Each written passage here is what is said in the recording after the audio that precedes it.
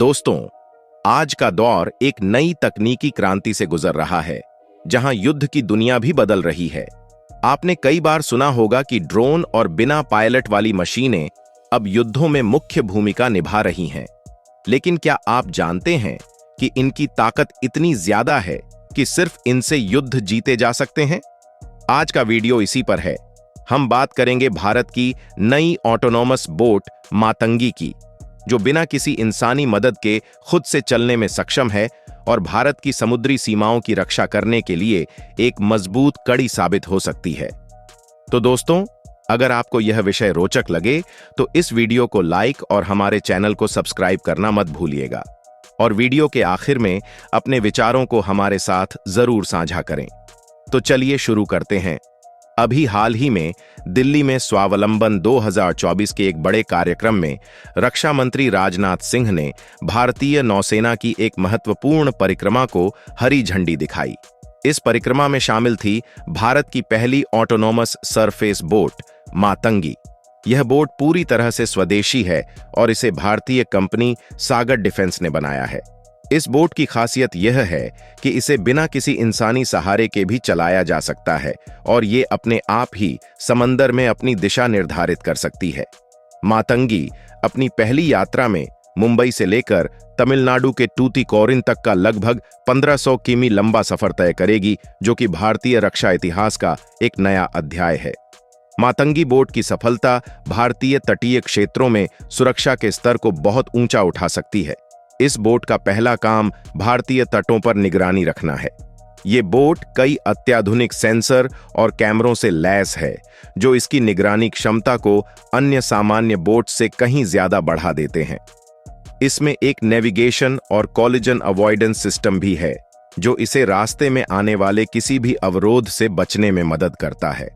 सोचिए दोस्तों, अगर इस तरह की बोट भारत की सीमाओं पर नजर रखने में सक्षम हो तो हमारे सैनिकों की जान का खतरा भी कम हो सकता है। यह बोट किसी भी मौसम में समुद्र की लहरों से जूझते हुए सुरक्षित दिशा में आगे बढ़ सकती है। इस बोट के माध्यम से भारत अपनी समुद्री सीमाओं की सुरक्षा में अभूतपूर्व बढ़ोतरी कर सकता है और आगे चलकर ऐसी तकनीकें भारत के लिए अनमैन्ड युद्धपोतों तक का रूप ले सकती हैं। अब सवाल उठता है, अगर इस तकनीक को बड़े स्तर पर विकसित किया जाए तो इसका क्या फायदा हो सकता है? भारत के भविष्य के इन अनमैन्ड युद्धपोतों में अत्याधुनिक हथियार लगे होंगे, जो बिना किसी इंसानी हस्तक्षेप के दुश्मन के ठिकानों को निशाना बना सकेंगे। यह हथियार प्रणाली दुश्मनों को काफी नुकसान पहुंचा सकती है, जो हमारी सुरक्षा को पहले से कहीं ज्यादा मजबूत बनाएगी।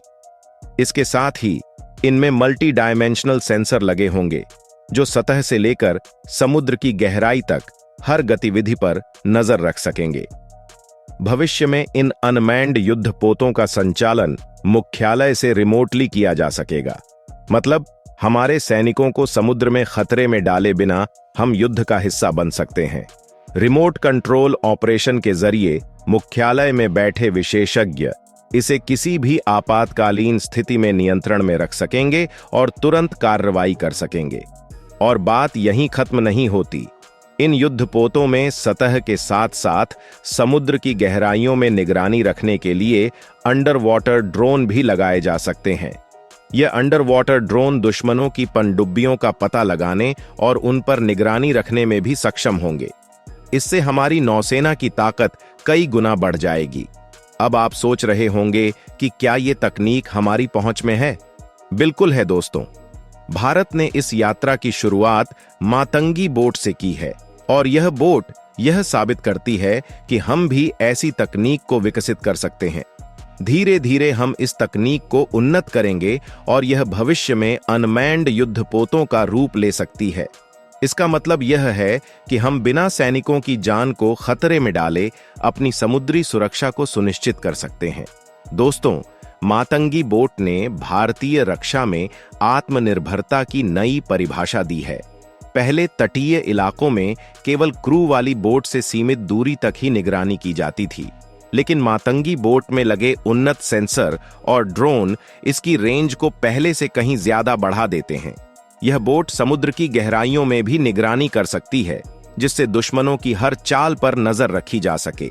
अब सोचिए, भविष्य में ऐसी ही बोट्स और बड़े युद्धपोत जब हमारे पास होंगे तो हमारी ताकत कितनी बढ़ जाएगी। भारतीय नौसेना के लिए यह तकनीक एक नई दिशा है और हमें यह उम्मीद है कि इस तरह की बोट्स हमारी सीमाओं की सुरक्षा में महत्वपूर्ण भूमिका निभाएंगी। तो दोस्तों, यह गर्व का क्षण है और हमें अपने देश की इस उपलब्धि पर गर्व होना चाहिए। अगर आपको यह जानकारी अच्छी लगी हो तो इस वीडियो को लाइक करें और हमारे चैनल को सब्सक्राइब करना न भूलें। साथ ही कमेंट बॉक्स में जय हिंद लिखकर अपनी भावनाएं व्यक्त करें। मिलते हैं अगले वीडियो में। जय हिंद, जय भारत।